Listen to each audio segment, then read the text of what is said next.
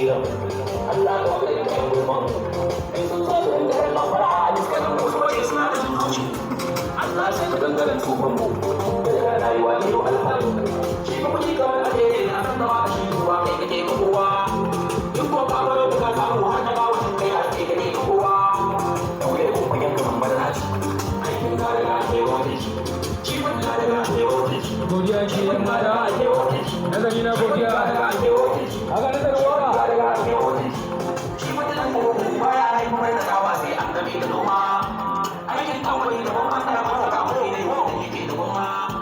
ba zai so ka bushe goma ba a nan ne da shi ke da baka mutum da ke tofika mara ne ke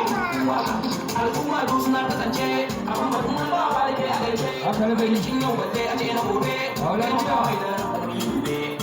ayyuka ne wasan ayyuka ne gashin hanci ga wuri kudade amma yi zungun da su mana ga kasa ta yi da ne mutan su yana da wani babu shaka ne da mu ke yayi yawa to sannan ka ne ka muna kan muke dan halin da muke kai a yanzu ba a magana sai a ce a so ba mu yanda sai mun wahala sai a ce idan mun yi ba wa mai